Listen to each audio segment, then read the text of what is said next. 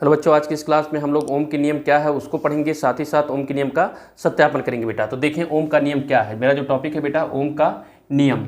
तो ओम का नियम है क्या बेटा, सबसे पहले आप देखें ओम का नियम। जब किसी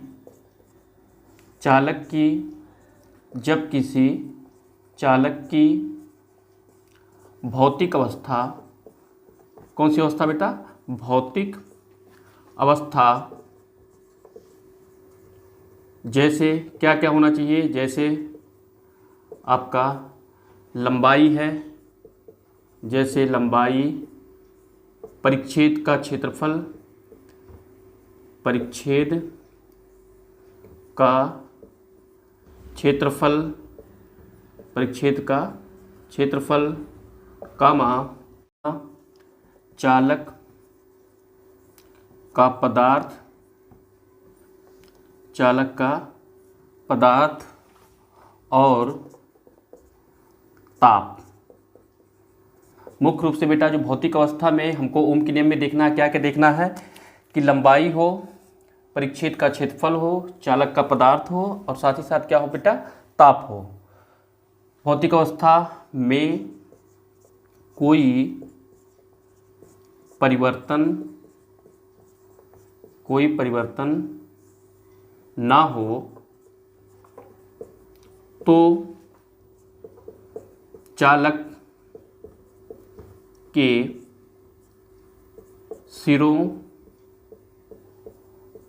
पर लगाए गए विभवांतर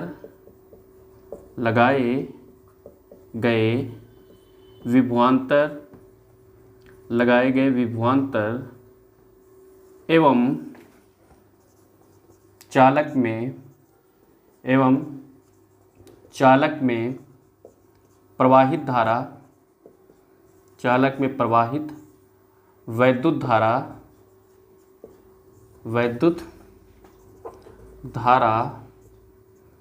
का जो अनुपात होता है, रेशियो होता है बेटा, अनुपात क्या कैसा रहता है, नियत रहता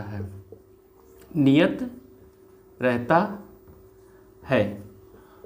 तो इस नियम में बेटा हमने देखा कि जब कोई भी चालक हो, अर्थात चालक एक ऐसी चीज़ होती है कि यदि उसमें हम धारा का प्रवाह करेंगे तो उसमें धारा एक स्थान से दूसरे स्थान पर क्या हो जाएगी, फैल जाएगी। तो जब कोई भी चालक हो उसकी भौतिक अवस्था में हमने बताया कि 4 पॉइंट, लंबाई, परिच्छेद का क्षेत्रफल, चालक का पदार्थ और ताप में कोई परिवर्तन ना हो, जैसा था वैसा रहे। तो कोई परिवर्तन ना हो तो चालक के जो सिरे होंगे, चालक के सिरों पर लगाया गया जो आपका क्या होगा बेटा, वो विभवांतर, और साथ ही साथ चालक में प्रवाहित धारा, जैसे ही हम लोग वोल्टेज देंगे तो क्या होगा, धारा में जो भी अनुपात होगा इन दोनों में वो कैसा होगा, नियत होगा। तो हम लोग माने बेटा यदि चालक के सिरों पर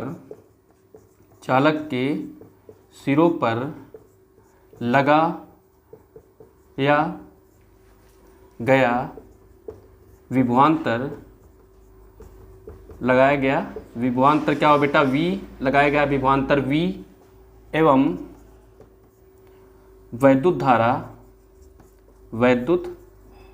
धारा क्या हो, I हो, वैद्युत धारा I हो, तो किसके नियम से, ओम के नियम से। तो ओम के नियम से हम लोग देखेंगे बेटा क्या, ओम के नियम से कि V/I, इससे जो मेरा रेशियो निकला कि V/I इक्वल क्या होना चाहिए, नियत होना चाहिए। अर्थात विभवांतर और वैद्युत धारा का जो अनुपात है वो कैसा होना चाहिए, नियत, इक्वल नियतांक, या इसी को हम लोग क्या बोलते हैं बेटा, कांस्टेंट। एक कांस्टेंट होता है और जो कि किसके बराबर होता है बेटा, वो R के बराबर होता है, जो कि R के बराबर होता है। तो आप लिखेंगे बेटा नियतांक कितना है, R, तो आप लिखेंगे जहां R एक नियतांक है, क्या है, कांस्टेंट है, एक नियतांक है जो चालक के लंबाई, परिच्छेद का क्षेत्रफल, परिच्छेद का क्षेत्रफल चालक का पदार्थ, चालक का पदार्थ एवं ताप पर निर्भर करता है, जिसे हम क्या कहते हैं बेटा, जिसे वैद्युत प्रतिरोध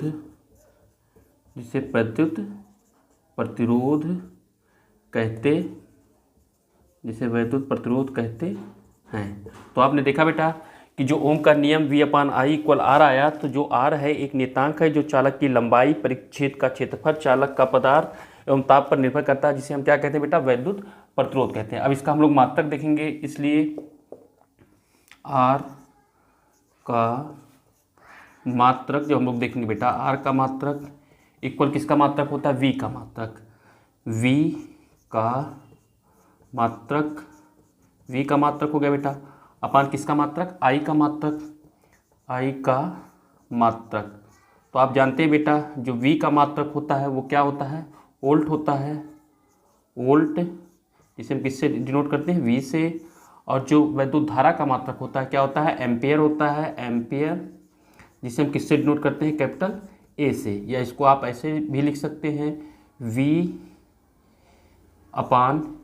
या इसी को आप लिख देंगे VA/-1, जिसे हम क्या कहते हैं बेटा, जिसे ओम भी कहते हैं, तो अक्सर करके बेटा आपको ऑब्जेक्टिव क्वेश्चन में पूछा जाता है कि प्रतिरोध का मात्रक क्या है, तो ओम कहीं कहीं नहीं दिया रहता है। तो आपको ये भी ध्यान में रखना है कि जो प्रतिरोध का मात्रक होता है वोल्ट प्रति एम्पेयर होता है, जिसे हम क्या कहते हैं बेटा, ओम कहते हैं। अक्सर जब आप न्यूमेरिकल लगाते हैं तो उसमें जो प्रतिरोध का मात्रक रहता है वो ओम ही दिया रहता है बेटा। ओम के नियम का सत्यापन करेंगे, ओम के नियम का सत्यापन हम लोग करेंगे बेटा। ओम का नियम का सत्यापन कैसे होगा, ओम के नियम का सत्यापन करेंगे।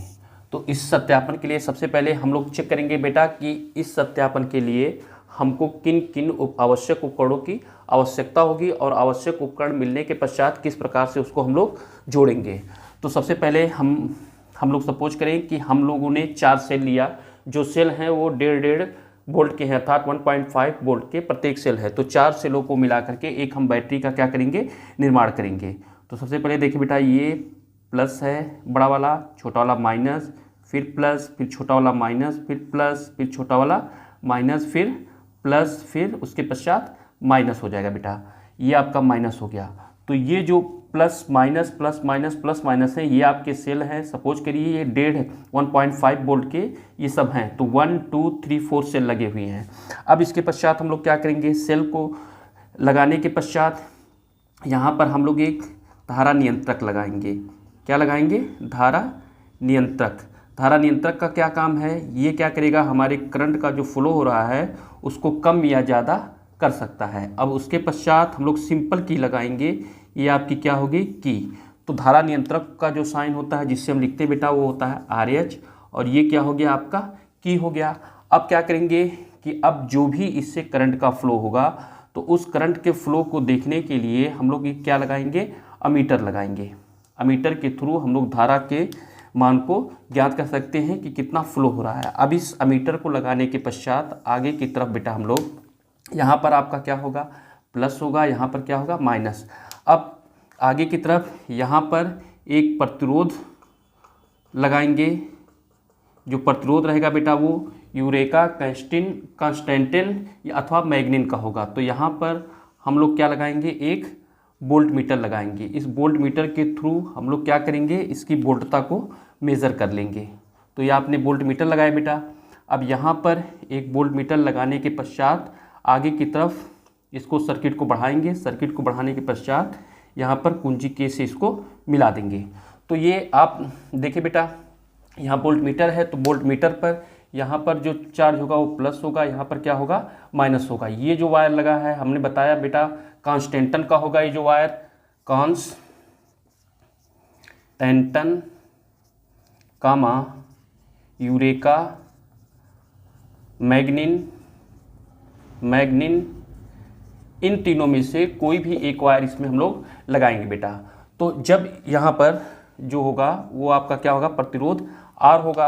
अब जैसे ही ये प्रतिरोध R होगा तो अब क्या करेंगे हम लोग कुंजी के को दबाएंगे, अर्थात जैसे हम लोग के घरों में स्विच होते हैं, जैसे ही हम लोग स्विच को ऑन करेंगे तो क्या होगा करंट का फ्लो होना शुरू हो जाएगा। जो सर्किट में हम लोग दिखाते हैं वो माइनस से प्लस की तरफ करंट का फ्लो होगा। तो करंट का जैसे ही फ्लो हुआ, जैसे ही इस पॉइंट पे अर्थात अमीटर पे आया तो वहाँ से हम लोगों ने चेक किया कि कितनी धारा उसमें बह रही है। ये सर्किट में आगे की तरफ जाएगा और वोल्ट मीटर में वो शो करेगा कि कितना वोल्टेज हुआ है। तो अक्सर करके आप लोग के देखे होंगे घरों में जो आपके स्टेबलाइजर लगे रहते हैं तो वहाँ पर वोल्टेज V लिखा रहता है।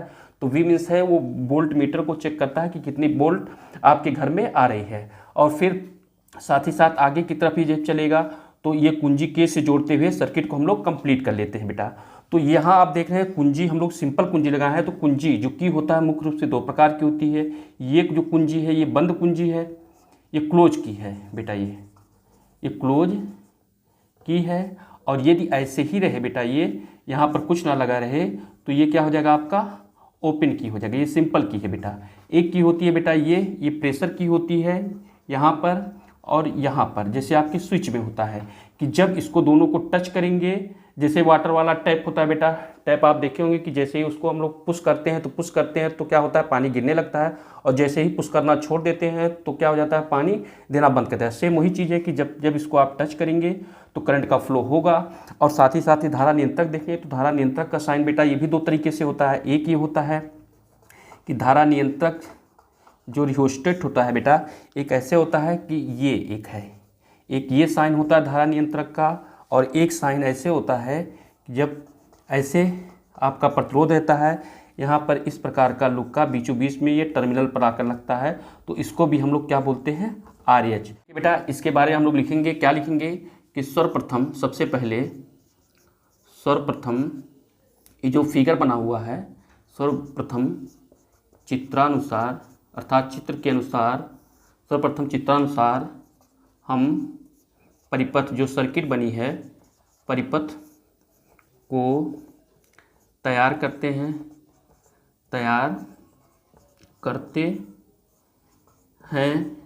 सर्वप्रथम चित्रानुसार परिपथ को तैयार करते हैं जिसमें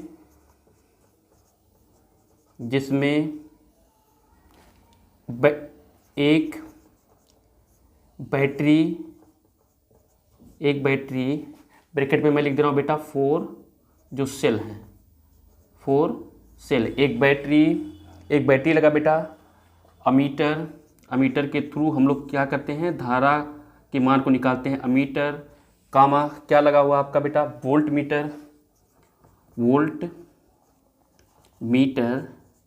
मीटर के थ्रू हम लोग वोल्टता को मेजर करते हैं। वोल्ट मीटर एवं मैग्निन, सपोज करें बेटा जो हम लोग वायर बताया था कांस्टेंटन यूरेका मैग्निन, तो सपोज करें हम लोगों ने जो वायर लिया मैग्निन तार को जोड़ते हुए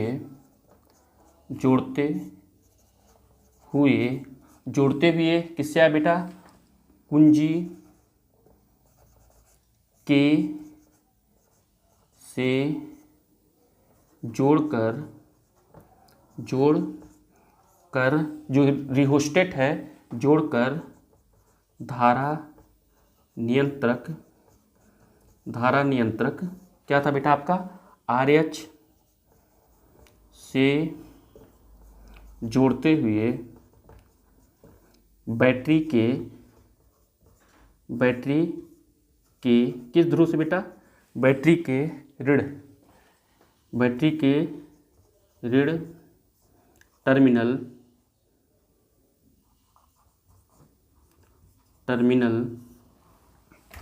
से जोड़ देते हैं। तो यहाँ पर बेटा सर्किट में देखा हमने, आप लोगों ने देखा कि बैटरी के बाद हम लोगों ने क्या जोड़ा, अमीटर, अमीटर के बाद क्या जोड़ा, वोल्ट मीटर, और यहाँ पर आपका प्रतिरोध है और साथ ही साथ कुंजी है और धारा नियंत्रक है। जोड़ देते हैं। जब प्रथम चक्र में कितने वोल्ट की बैटरी हमने बताया बेटा, 1.5 वोल्ट का सेल लगाते हैं तो 1.5 वोल्ट का सेल लगाते हैं तो अमीटर एवं वोल्टमीटर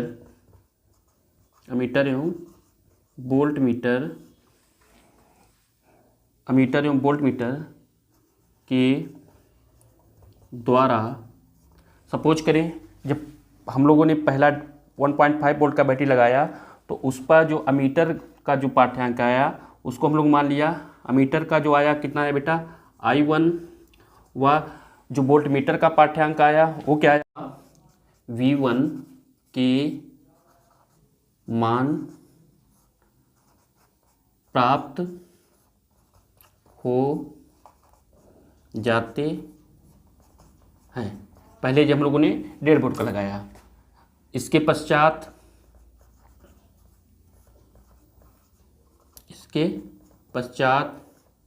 जब 2 सेल, अभी हम लोगों ने 1 सेल लगाया था, 2 सेल अर्थात एक 1.5 का है तो 2 सेल अर्थात कितना वोल्ट हो जाएगा बेटा, 3 वोल्ट। 2 सेल लगाते हैं तो किसकी वैल्यू बेटा, तो अमीटर और वोल्टमीटर के थ्रू, तो अमीटर व वोल्टमीटर के द्वारा, अमीटर और वोल्टमीटर के द्वारा I2 व V2 के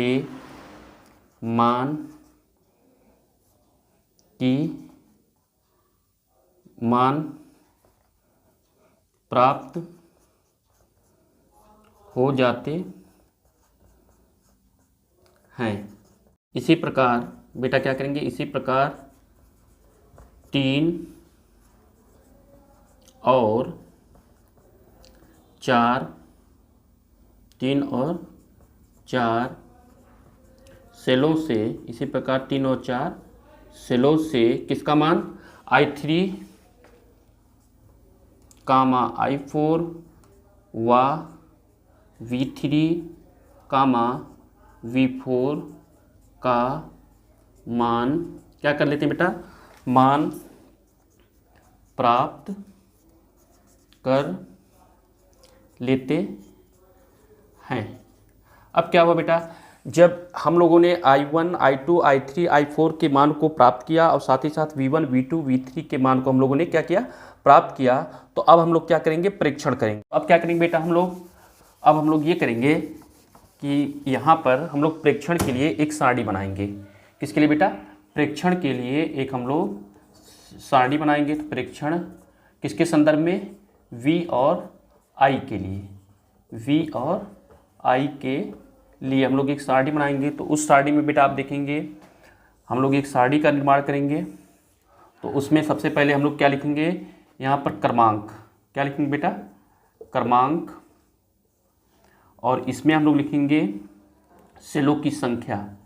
किसकी बेटा, सेलों की संख्या देखेंगे। थर्ड में हम लोग देखेंगे किसका बेटा, V का पाठ्यांक, जो V की रीडिंग आएगी, V का पाठ्यांक किस में रहेगा, ये वोल्ट में। उसके पश्चात हम लोग किसका देखेंगे, I का पाठ्यांक, ये किस में रहेगा बेटा, ये एम्पियर में रहेगा। और लास्ट में जब हम लोग कंक्लूजन पे चलेंगे तो V अपान I की वैल्यू को निकालेंगे। तो यहाँ पर बेटा क्रमांक में हम लोग लिखेंगे नंबर 1, 2, 3, 4। सपोज करें ये आपका एक चार्ट बना बेटा। अब क्या करेंगे कि सबसे पहले हम लोगों ने कितना सेल लिया था बेटा, एक सेल लिया था। वो भी सबसे पहले बेटा हम लोग कितना सेल लिए, एक, उसके पश्चात 2 सेल लिए, फिर 3 लिए, उसके पश्चात 4 लिए। तो V का पाठ्यांक अर्थात पहले जो सेल था वो हम लोगों ने देखा था बेटा, यहाँ पर हमने कितने सेल का लिया था, कितने बोर्ड का लिया था, तो 1.5 बोर्ड का था, तो 1.5 लिखे।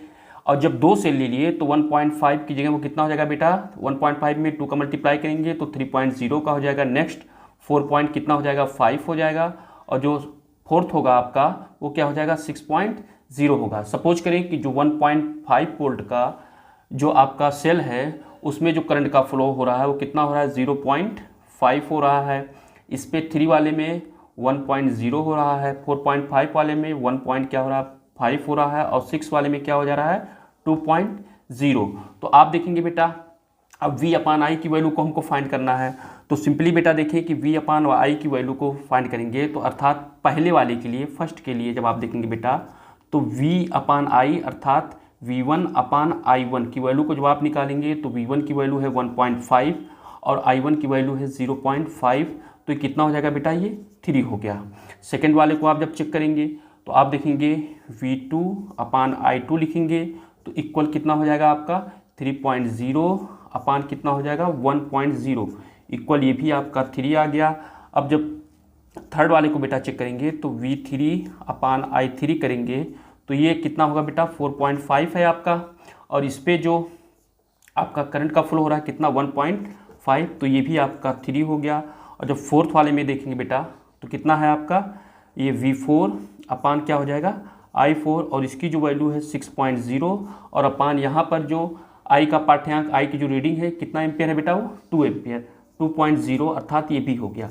तो यहाँ पर बेटा आपने देखा कि इसकी भी वैल्यू कितनी आई 3 आई, इसकी भी वैल्यू 3 आई, इसकी भी वैल्यू 3 आई, इसकी भी वैल्यू 3 आई। तो यहाँ पर 3 3 3 3। तो यहाँ पर बेटा जब हम लोगों ने 4 रीडिंग को निकाला तो उस पर चेक किया कि यहाँ पर जो V और I का अनुपात आया है वो नियत है, अर्थात सभी में 3 3 3 आया। तो यदि हम लोग क्या करें कि V और I के बीच में ग्राफ खींचे तो एक सीधी रेखा हमारी क्या होती है बेटा, वो प्राप्त होती है। तो आप देखिए बेटा यदि V और I के बीच में ग्राफ खींचें तो एक सीधी रेखा प्राप्त होती है। कैसे, क्यों, क्योंकि जो हमारा V और I का अनुपात आया है वो कैसा आया है, नियत आया है। तो अब हम लोग एक ग्राफ के थ्रू इसको देखेंगे बेटा कि ये आपका सपोज करें जो प्लॉट करें इस वाले पे हम लोग किसको, विभवांतर को प्लॉट करेंगे अर्थात V वाले को, और इस वाले पे जो हम लोग प्लॉट करेंगे बेटा वो किसको, वैद्युत धारा को अर्थात किसको, I को हम लोग प्लॉट करेंगे। तो क्या करेंगे बेटा, अब हम तो जब बेटा V और Y के बीच ग्राफ हम लोग खींचेंगे तो यहाँ पर जो वैल्यू होगी वो 0 होगी, और जो पोटेंशियल की वैल्यू थी कितनी थी 0, यहाँ पर आप देखिए 1.5 थी। तो सपोज करें यहाँ पर जो थी 1.5 वोल्ट थी, यहाँ पर कितनी थी कितनी थी बेटा 3.0 वोल्ट, यहाँ पर 4.5 थी, और यहाँ पर सपोज करें कितना हम लोगों ने देखा था बेटा 6 थी। अब यहाँ पर हम लोगों ने विभवांतर का प्लॉट कर दिया। अब साथ ही साथ हम लोग करंट को देखेंगे तो करंट में 1.5 पे था तो कितना था 0.5। तो सपोज करें यहाँ पर आपका 0.5 है, उसके पश्चात क्या था 1 था, तो यहाँ पर सपोज करें 1.0 है, उसके पश्चात 1.5 था तो यहाँ पर आप लिख दें 1.5, और उसके पश्चात क्या था 2 था तो यहाँ पर आप क्या लिख दें 2.0। अब इसके बीच में यदि ग्राफ खींचेंगे तो बेटा सिंपली आप ये देखें कि यहाँ पर 0.5 है और यहाँ पर 1.5 है। तो यहाँ पर आप देखें ग्राफ के थ्रू कि जब देखेंगे तो यहाँ पर एक सीधी रेखा प्राप्त हुई। साथ ही साथ जब इन दोनों को आप देखेंगे, इस पॉइंट को, कोऑर्डिनेट को, और इसको, ये जो आपके पॉइंट हैं इसको आप चेक करेंगे तो यहाँ पर जो मेरा ग्राफ बन रहा है ये भी एक सीधी रेखा में जा रहा है। आगे की तरफ देखेंगे बेटा यहाँ 1.5 है और यहाँ पर 4.5 है बेटा। तो इस पे भी जो ग्राफ देखेंगे तो ये भी क्या होगा, एक सीधी रेखा में जाएगा। और साथ ही साथ यहाँ पर 2.0 वाले को आप किससे चेक करेंगे 6.0 से, तो यहाँ पर भी देखेंगे एक सीधी रेखा आपकी प्राप्त हुई। देखा बेटा, इस ग्राफ के थ्रू हमारा सत्यापन हो गया कि यदि किसी चालक की भौतिक अवस्था जैसे लंबाई, परिच्छेद का क्षेत्रफल, ताप में कोई परिवर्तन ना हो तो चालक के सिरों के बीच उत्पन्न जो विभवांतर होगा तथा वैद्युत धारा, उत्पन्न विभवांतर और वैद्युत धारा, इन दोनों का जो अनुपात होता है वो क्या होता है, नियत होता है। तो आपने देखा V और I का जो अनुपात आया 3:3 आया। यहाँ पर भी आपने जब इसका परीक्षण किया, कैलकुलेशन किया तो भी 3 आया।